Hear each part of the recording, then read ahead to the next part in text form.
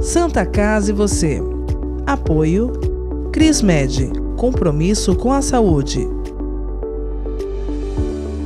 Biomega, medicina diagnóstica.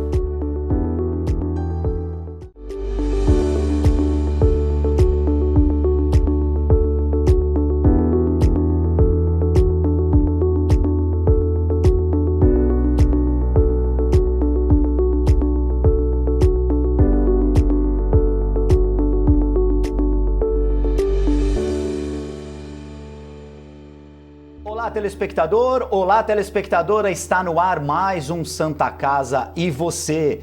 No programa de hoje, recebemos aqui nos nossos estúdios o médico urologista Dr. Matheus Miranda Paiva, que vai falar com a gente sobre dois importantes assuntos para a saúde do homem: o câncer de testículo e o câncer peniano. Dr. Matheus, muito obrigado pela sua presença, tudo bem? Oi, Guto, obrigado pelo convite, prazer estar aqui.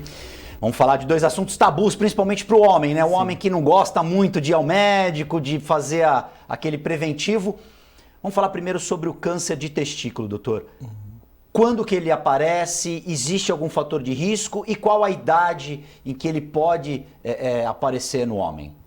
Bom, Guto, o câncer de testículo é um câncer pouco frequente na população geral e geralmente está associado ao paciente jovem. Muitas vezes o câncer de testículo está relacionado a uma alteração da posição dos testículos. Esse testículo fora de posição, que a gente chama de ectópico, muitas vezes ele desnatura e no longo prazo acaba se tornando um câncer. Geralmente a faixa etária vai ali dos 15, 20 anos até os 40 anos. Então são os pacientes jovens que nós precisamos ficar mais atentos sobre o risco de câncer de testículo.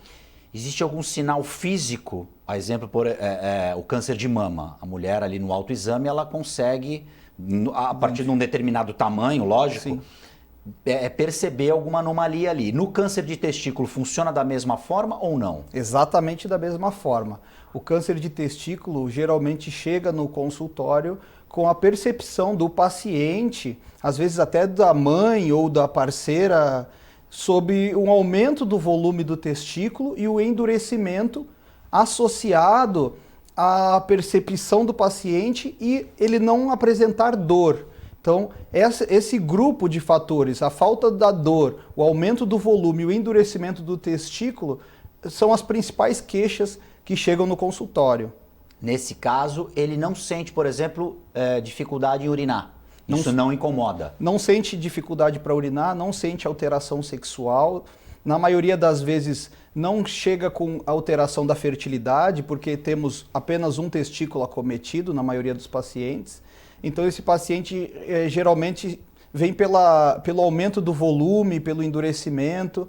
Às vezes ele associa com um fato que simplesmente gerou uma dúvida, um questionamento e uma atenção para o paciente ao testículo. Muitos pacientes falam, eu estava jogando bola, recebi uma bolada, ou recebi um chute, ou estava num treino e tive um trauma. Mas o câncer de testículo nós sabemos que não está relacionado ao trauma. Simplesmente o trauma faz com que a pessoa olhe para o seu testículo e perceba aquela alteração. É uma alteração visivelmente, a gente cresce muito, é uma coisa descomunal? Sim, ou é uma coisa sutil? Ele começa sutil. A maioria dos pacientes a gente opera ali no intervalo entre 2 e 3 centímetros de aumento do testículo. Então, para aquele paciente que diariamente no banho ele se examina, ele palpa o testículo, ele consegue perceber a diferença num estágio bem precoce. É importante que também aconteça essa avaliação. E aí ao palpar o pênis, o saco, o saco escrotal, óbvio, para ver se realmente existe alguma situação diferente ali, porque como você falou, não tem dor. Então, para quem não fica muito ligado nisso, vai passando desapercebido. E qual é o problema em se deixar muito esse problema avançar? Geralmente o paciente percebe o aumento do volume, ele procura o médico num estágio inicial. Quando ele não percebe nesse momento e deixa passar por um momento mais avançado, aí corre o risco da gente encontrar uma doença mais avançada, testículos com câncer muito grande, aumenta o risco de ter metástases, né? e aí essas metástases geralmente vão para a parte de trás do abdômen, lá próximo dos rins, né, que a gente chama de retroperitônio. Mas esses não são a maioria dos casos. A maioria dos casos percebe o aumento, percebe o endurecimento e vem no médico para a gente constatar. É fundamental nesse contexto que o homem se examine, não só os testículos, mas o pênis, e que perceba a região inguinal. Às vezes o próprio paciente encontra hérnia, o próprio paciente encontra alguma doença do pênis, o próprio paciente identifica uma fimose e também o câncer de testículo. Então é fundamental que no momento do banho, além de fazer aquela higiene rigorosa, que se examine, que olhe a região genital. É importante, você falou da questão da hérnia. Quando que o que é uma hérnia e quando que ela aparece? A hérnia o testículo não desce? Explica como é que funciona isso, essa questão da hérnia. A maioria das hérnias, existem diversos tipos de hérnia, mas a grande maioria da hérnia, principalmente no homem, ela acontece nesse momento em que a criança está dentro, o bebê está dentro da barriga da mãe, e ali na última fase da gestação, o testículo está dentro da barriga do feto. Quando o testículo desce para o saco, na última fase da gestação, ele leva junto o peritônio, que é aquele tecido que envolve nossos órgãos dentro do abdômen. Quando ele faz essa atividade, essa migração, existem enzimas que fecham esse canal pelo qual ele desceu. Quando nós temos a falha dessas enzimas e proteínas, esse canal não fecha e persiste um caminho ali. E aí, por esse caminho, alguma alça intestinal ou a gordura do abdômen saem por aquele espaço e formam as hérnias. Então, a formação da hérnia está muito relacionada com a descida do testículo na fase embrionária, né? Nesse caso, existe cirurgia para se corrigir essa situação? Existe cirurgia tanto para corrigir as hérnias, é uma patologia cirúrgica, como também para corrigir aquele testículo que não desceu totalmente. É fundamental que as mães examinem os bebês e vejam se ele realmente tem as duas bolinhas, né, os dois testículos dentro do saco escrotal. Porque quando elas não estão nessa posição, elas podem ter ficado dentro do abdômen ou no meio do canal.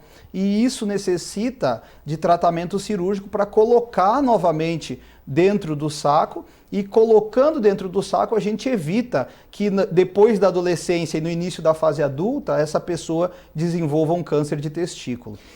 Aquela criança que fica com o testículo fora de posição, ectópico, ou dentro do abdômen ou no canal, ela tem 40 vezes mais risco de ter um câncer de testículo do que aquela criança que tem os dois testículos dentro da bolsa.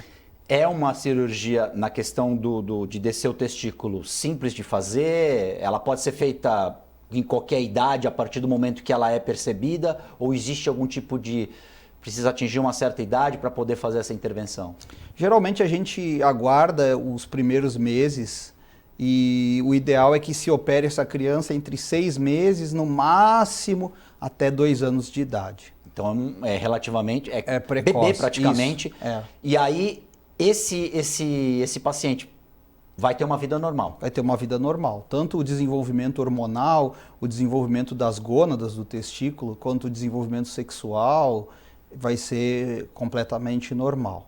Para quem não tem, o testículo ainda não desceu, ele pode ter problema de fertilidade? Pode ter problema de fertilidade. Porque um testículo só não vai dar conta, por exemplo, de fabricar o espermatozoide que ele vai precisar para fecundar o óvulo? Não, na verdade, a teoria é o seguinte: quando um testículo fica doente, o nosso sistema imunológico ele gera anticorpos contra aquele testículo. Então, quando ele está fora de posição, ou quando ele tem uma inflamação, ou quando ele tem um câncer, o nosso organismo tenta combater aquela doença. E ao combater aquela doença, não existe um anticorpo seletivo que vá para o testículo direito ou para o testículo esquerdo.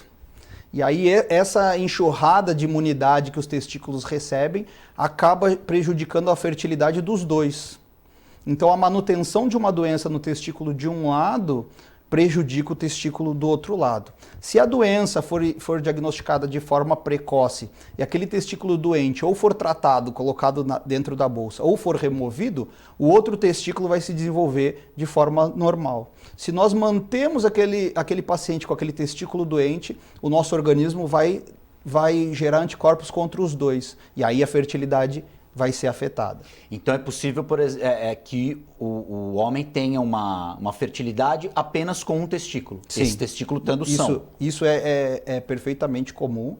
Acontece muito em casos de trauma, em casos de torção de testículo, em casos de câncer, das pessoas terem uma vida completamente normal, tanto hormonal, sexual, quanto a fertilidade, normais, no paciente com apenas um testículo. Existem casos de homens que nascem com um testículo só? Ou não? É raro, existe, mas é raro. Geralmente, quando a gente percebe que aquela criança tem um testículo só, a conduta correta é investigar através de exames. Primeiro o exame físico, a gente examina o canal. Na maioria das vezes que ele não está na bolsa, ele está próximo, ele está no canal. Quando ele não está no canal, a gente investiga se encontra dentro da barriga da criança. Então, ou por ultrassom ou por ressonância magnética, nós encontramos esse testículo e colocamos o testículo na posição novamente. Então, na maioria das vezes, o testículo está entre o abdômen e o saco, está nesse trajeto. Raros os casos em que raríssimo o homem nasce só com um. Raríssimo. Nesse caso, existe, por exemplo, transplante de testículo? Geralmente não tem necessidade. Nós sabemos que um testículo só ele dá conta da produção hormonal, dá conta da fertilidade, dá conta do desenvolvimento dos caracteres sexuais secundários. Então, a gente simplesmente orienta aquele paciente, no caso os pais, a terem um cuidado mais atento, acompanhar mais de perto. Aquela criança, sempre que for praticar esporte, usar uma sunga, uma cuequinha mais justa, para aquele testículo não balançar, não colidir. Mas é perfeitamente razoável que com aquele único testículo ele tenha uma vida plenamente normal. E não vai prejudicar a produção hormonal de testosterona, por exemplo? Nem produção de testosterona, nem produção de espermatozoides. Perfeito. Santa Casa e você vai fazer um rápido intervalo, nós voltamos em instantes.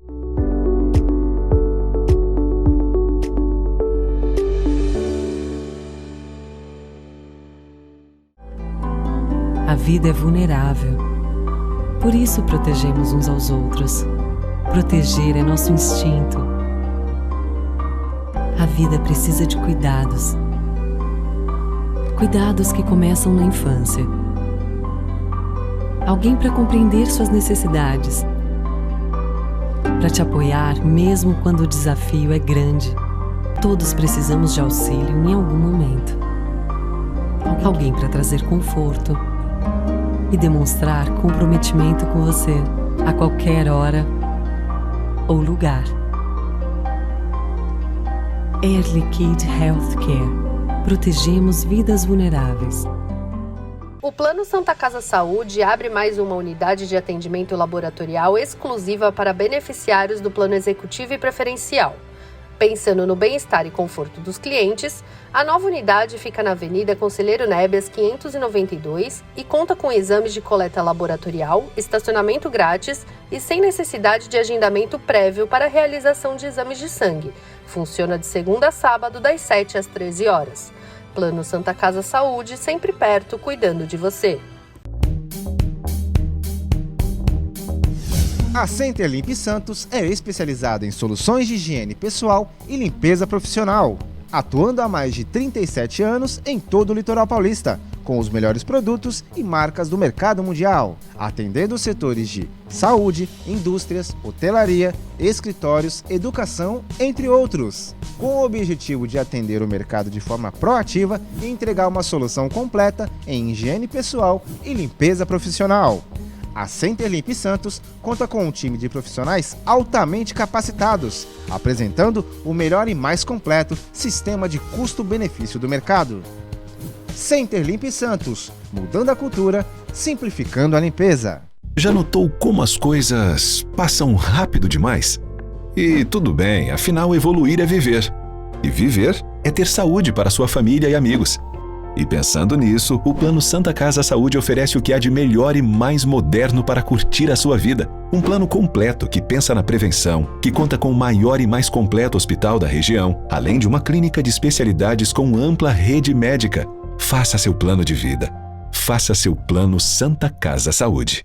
É comum pensar em doação de sangue apenas em momentos críticos, quando a necessidade é sentida por amigos ou familiares. E se você precisasse de sangue? Uma única doação pode salvar vidas e um simples gesto pode gerar milhões de sorrisos. Então, por que não transformar esse gesto em um hábito? Porque para quem doa, são alguns minutos e para quem recebe, é uma vida inteira. Procure o Banco de Sangue da Santa Casa de Santos e seja um doador. Doe sangue, doe vida, doe amor. Apoio Biomega. O Plano Santa Casa Saúde abre mais uma unidade de atendimento laboratorial exclusiva para beneficiários do Plano Executivo e Preferencial. Pensando no bem-estar e conforto dos clientes, a nova unidade fica na Avenida Conselheiro Nebias 592 e conta com exames de coleta laboratorial, estacionamento grátis e sem necessidade de agendamento prévio para a realização de exames de sangue. Funciona de segunda a sábado, das 7 às 13 horas. Plano Santa Casa Saúde, sempre perto, cuidando de você. A Ativa Saúde é uma corretora conceito em administração de benefícios. Tem a missão de trazer as melhores soluções nos segmentos de saúde, seguros e benefícios em produtos individuais, familiares e empresariais, prestando o melhor atendimento, com transparência, respeito, dedicação e humanização. Avenida Senador Feijó, 686, loja 112 no Térreo. Telefone 3232-1666. WhatsApp 99121-9947. Ou pelas nossas redes sociais. Ativa Saúde.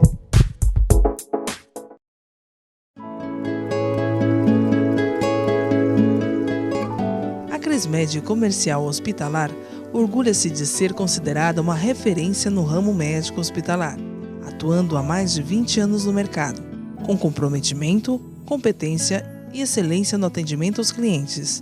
Crismed, compromisso com a saúde.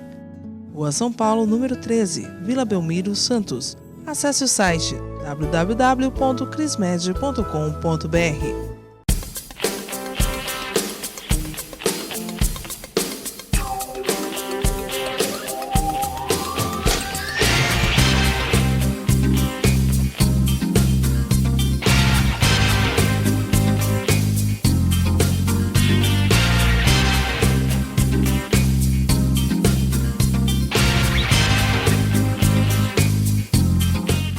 O luto é um momento delicado na vida de qualquer pessoa. Nós, da Santa Casa de Santos, sabemos bem disso. Nosso serviço de luto conta com estrutura totalmente renovada e agora mais completa do que nunca. Planos de cremação com os preços mais justos da Baixada e pagamento facilitado. Serviço de luto e cremação da Santa Casa de Santos. Cuidado, acolhimento e carinho quando você mais precisa.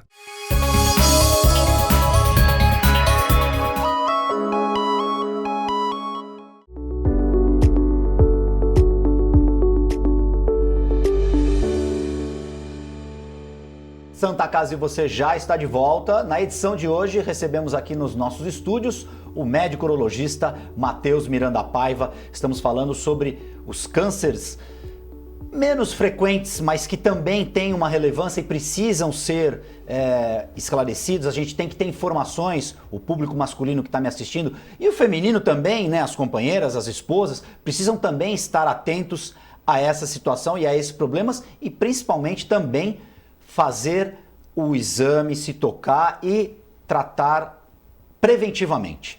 Doutor Matheus, câncer de pênis. Qual é a frequência do câncer de pênis e como ele atua no homem? Bom, Guto, graças a Deus o câncer de pênis é super raro. Ele é muito frequente em populações em que a qualidade de vida, em que o acesso à higiene é muito precário. Então os países recordistas do câncer de pênis são os países africanos e a gente vê uma incidência dentro do nosso país quanto mais precária é a saúde e o desenvolvimento socioeconômico, maior a incidência. Então, por isso a gente tem as regiões do Norte e Nordeste com uma incidência muito maior do que o Sul e Sudeste aqui no Brasil. Mas você tocou num assunto muito importante, que é a importância da mulher na saúde do homem. Geralmente, o homem chega no consultório acompanhado pela esposa, muitas vezes trazido quase arrastado, porque ela percebe que a saúde dele está afetada em algum ponto e traz para que ele passe no consultório. É difícil, cada vez, graças a Deus, menos raro, mas é difícil esse homem procurar de forma voluntária o médico. O câncer de pênis, ele aparece como? O câncer de pênis geralmente aparece com uma pequena lesão, com uma pequena ferida. Vermelhidão? Às vezes uma vermelhidão, geralmente uma verruga, e está muito associado à infecção da população pelo HPV. Então, aquilo que antigamente a gente chamava de crista de galo no vocabulário popular, que hoje em dia é chamado de condiloma, os condilomas penianos que estão associados à infecção pelo vírus HPV são alguns dos maiores riscos para o câncer de pênis, associado principalmente à falta de higiene, à falta de educação peniana e sexual, e muitas vezes, algumas populações com o sexo com os animais também é um fator de risco muito alto que aparece em algumas populações, tanto no nosso país, na região mais alta do país, quanto nos países africanos. O câncer de pênis, ele acontece por conta da falta de higiene que você falou. É a questão da pele do prepúcio que volta e ali vão se depositando...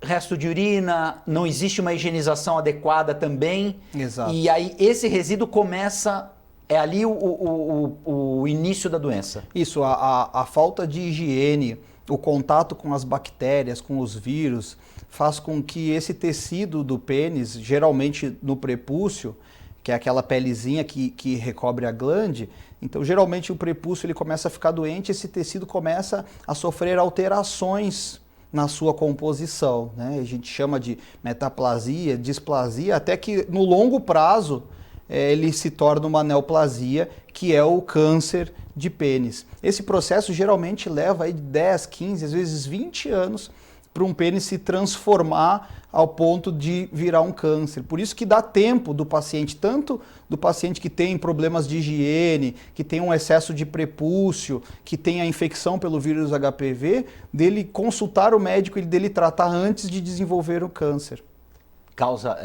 Esse paciente sente dor? É muito raro que sinta dor. Geralmente o câncer de pênis ele vem como uma lesão, né? Uma verruga, o paciente fala que é uma bolinha, fala que é uma crista de galo, então ele percebe uma alteração do tecido, geralmente é o primeiro sinal. Às vezes esse sinal ele é simplesmente um condiloma do vírus, né? Realmente ele não virou, não se transformou ainda num câncer na maioria das vezes.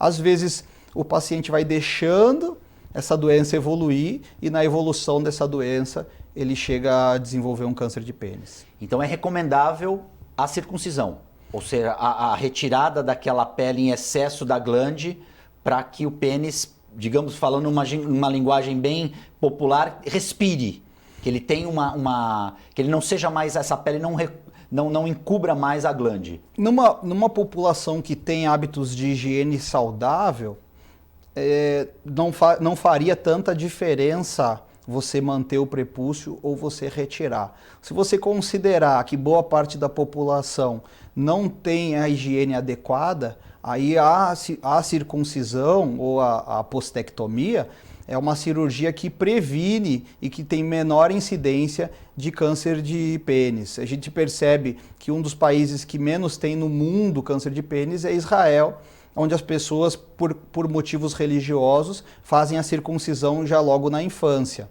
Então a gente percebe que a manutenção do prepúcio associada a má higiene faz com que o câncer de pênis se desenvolva. E aí eu posso acrescentar também a falta de informação? A falta de informação. Faltam políticas públicas para colocar, como a gente está fazendo aqui, por exemplo, para orientar e falar a respeito desses problemas no órgão reprodutor masculino? A gente percebe que nos últimos 10 anos a Sociedade Médica Brasileira, a Associação Médica Brasileira, a Sociedade Brasileira de Urologia tem investido muito em campanhas de conscientização para a higiene do pênis. Eu percebo aí nos últimos 10 anos muitas campanhas, mas eu percebo também a falta de acesso nos meios de telecomunicação, abrirem espaço para essa discussão. É um tema ainda considerado tabu, é um tema que as pessoas não gostam de discutir, mas a discussão da higiene do pênis faz com que a gente evite que essas pessoas fiquem doentes, tanto doenças leves, doenças benignas, até chegar no câncer de pênis. E falando em prevenção, tudo que for feito para prevenir, você vai evitar lá na frente que esse paciente use um leito hospitalar, tenha que passar por uma intervenção cirúrgica mais complexa, ou seja, é economia. Sim. No final dessa corda, né? Exatamente. O principal benefício sempre é pessoal. A pessoa não ficar doente é um grande benefício, mas pensando em política pública, quanto mais cedo você trata uma doença ou então você previne e permite que aquela doença não aconteça, maior vai ser a economia do gasto público. É lógico que você orientar a população, que você fazer campanhas, que você incentivar a população a ter uma higiene adequada é muito mais barato do que você tratar doenças, principalmente o câncer, que envolve cirurgias, quimioterapias, são tratamentos extremamente complexos e caros. Então, por exemplo, o homem que vai ao banheiro urinar, ele tem que lavar a mão antes e depois de tocar o pênis, né? Porque muita gente vai no banheiro com a mão, pega no dinheiro e coloca a mão no pênis e é uma forma também de trazer... Isso, de trazer doenças. Além, é claro, do hábito de higienizar as mãos, a própria higienização do pênis. Aquela pessoa que trabalha muitas horas fora de casa, que não está no banheiro adequado, num banheiro com uma higiene ideal, ele deveria carregar lenços umedecidos, ou então a cada 6 horas, 10, 12 horas fora de casa, ele tivesse acesso a uma higiene, a um chuveirinho, para que ele pudesse lavar e limpar, sempre secar bem o pênis, não deixar ali a urina gotejando. E também, considerando o nosso país, um país quente, que as pessoas trabalham, então aquela região fica abafada, fica aquecida e aumenta a proliferação de bactérias, que faz com que as doenças possam aparecer. Existe fratura de pênis? Existe fratura de pênis. Apesar do pênis ser um corpo cavernoso, vascularizado, né? Ele tem algum tipo de cartilagem ou não? Ele tem 2 corpos cavernosos e um corpo esponjoso, que são estruturas de tecido conjuntivo e tecido conectivo. Então é claro que por fora desses corpos existe como se fosse uma cápsula, uma capa, que é uma área rígida, né, de tecido conjuntivo, que dá uma estrutura, que realmente tem uma estrutura, mas não é uma estrutura rígida como um osso. Essa estrutura, às vezes na relação sexual, quando o pênis está ereto, por algum erro de penetração ou por alguma posição inadequada, ele fratura, né? Ela rompe. Então, às vezes, a forma como a parceira se posiciona, ou a forma como o homem se posiciona, ou a forma da penetração, faz com que o pênis faça uma curvatura inadequada e que essa cápsula de tecido conjuntivo que fica no corpo cavernoso, ela se rompe, né? E o paciente vai perceber logo um estalido, né? Eles referem que é um barulho alto, né, como se fosse um estalo, e na sequência ele percebe a perda da ereção e o inchaço do pênis, né? Muitos pacientes falam que o pênis está parecendo uma berinjela, é o momento que eles chegam no pronto-socorro, e vale a pena a população ter conhecimento que é a fratura de pênis. Então se você ouviu um estalido e você perdeu a ereção, esse pênis inchou aí no formato de uma berinjela, você precisa imediatamente procurar o acesso à saúde, o pronto-socorro, porque é uma patologia que na maioria das vezes é cirúrgica. Passando por cirurgia, esse homem volta a ter uma vida sexual normal. Ele volta a ter uma vida. Ele vai passar por um período de recuperação, é claro. Geralmente a gente faz a sondagem para alinhar a uretra, para não ter nenhum dano urinário. E ali nós consertamos, costuramos aquela área que tem a fratura. e aquele pênis ali, após 30, 40 dias, ele pode voltar a ter relações sexuais. Dr. Matheus Miranda, infelizmente o nosso tempo acabou. Queria agradecer demais a sua presença. Obrigado por vir. E é importante que os homens também percebam que é necessário se cuidar, prevenir, se tocar e fazer adequadamente a higiene do pênis e do saco escrotal também. Muito obrigado. Obrigado, Guto. Obrigado pela oportunidade de conscientizar a população. Santa Casa e você fica por aqui. Nós voltamos na próxima edição.